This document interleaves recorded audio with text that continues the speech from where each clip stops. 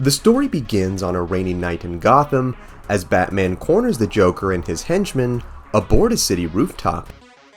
Going to capture the criminal, Batman lunged at the Joker, only for the dude to say he was too slow and effortlessly got out of the way. This blunder would soon turn fatal, as Batman would then faceplant onto the roof, where the clown would mock him for his clumsiness. Casually waiting for the hero to get back up, the Joker and his men would watch in horror as the man's body would then slip off the roof and plummet into the streets below.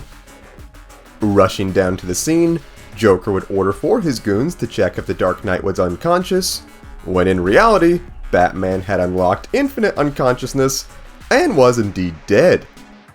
Completely confused that such a legend could die in such a moronic way, the men then asked the boss what they should do, where he told them to put Batman's body in the trunk of their car, only to remember that they took the train here, where he then ordered them to steal a car so they could put the body in it.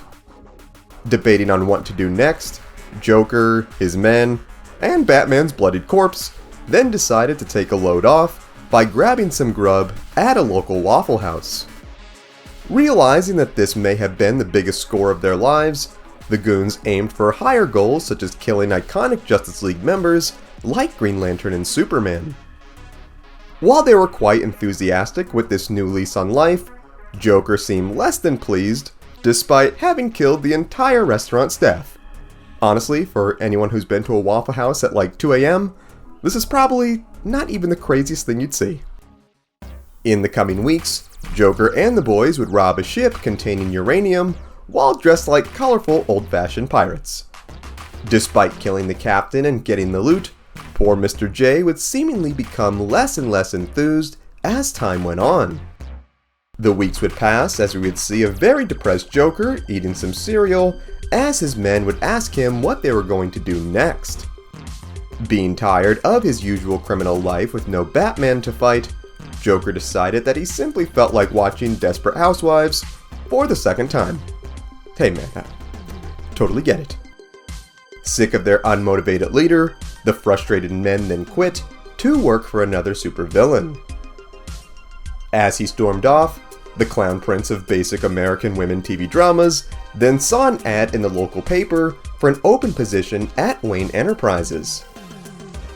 Meeting with a very suspicious looking hiring manager, Joker got a suit and a slick new look under the mantle of a normal businessman named Johann Kaiser. Actually getting the job despite having no financial experience whatsoever, the Joker would spend his first day on the job by searching the Wayne Enterprises database for the Wayne fortune by asking important questions like, where is the money? Man, who would have thought Joker was a master criminal and master hacker? Being met by his new co-worker Helen, the woman asked him how she could help him, only for Joker to be straight up honest, saying that he wanted to know how to access the secret files full of weapons and people to bribe. Thinking this is genuinely hilarious, Helen took a liking to Johann, who told him that they don't have access to any of that information in their division. After a long back and forth debate on what they actually even do in this wing, it turns out Joker's new job was basically going to be a safeguard for the safeguards of the Wayne accounting team. So, honestly, a typical nonsense, soulless, corporate American dream. Half tempted to kill this annoying woman, Joker decided to suck it up and work his way up the corporate ladder to steal money the old-fashioned way. In the coming weeks, Johann was grabbing some coffee in the break room, where he was met by his manager, Mr. Griffin. Wishing to speak with the man privately, the other employees left so he could go over Joker's monthly reports. Questioning what was wrong with them, Griffin showed just what was wrong, which was that Johann had straight up been submitting nonsense numbers with obscene drawings all over them. Honestly, looks good to me.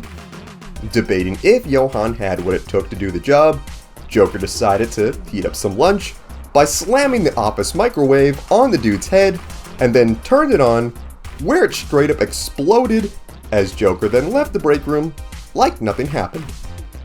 The next day, Johann tried to rally the employees in a noble anti-capitalist speech, where he was soon called in to the big boss's office. After the sermon, Johann met with the man in his office, where he decked himself out in a legit bomber uniform to take the whole facility with him. Thinking this was the funniest thing ever, the mysterious manager then offered the recently departed Mr. Griffin's job to Joker, thinking he had the guts to lead Wayne Enterprises into a bold new future. After a long, boring day of business and numbers, Johann then treated his team out for drinks, where he got a little lost in the good old Joker sauce.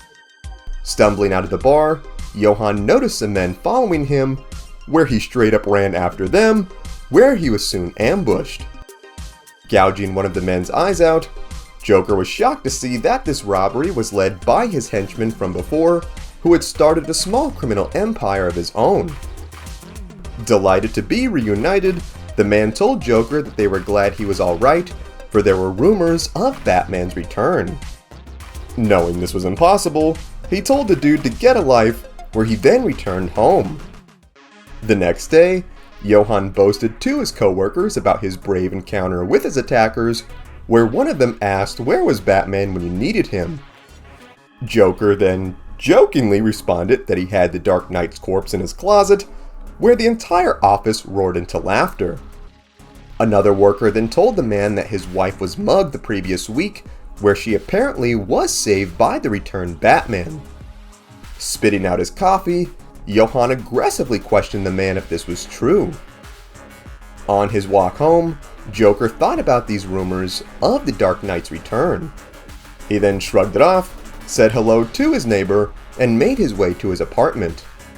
Greeted by a warm swarm of flies, he then cracked open a cold one and turned on the news, where we then see he was in fact not joking earlier, where he had the decaying, rotted corpse of Batman hanging in his closet.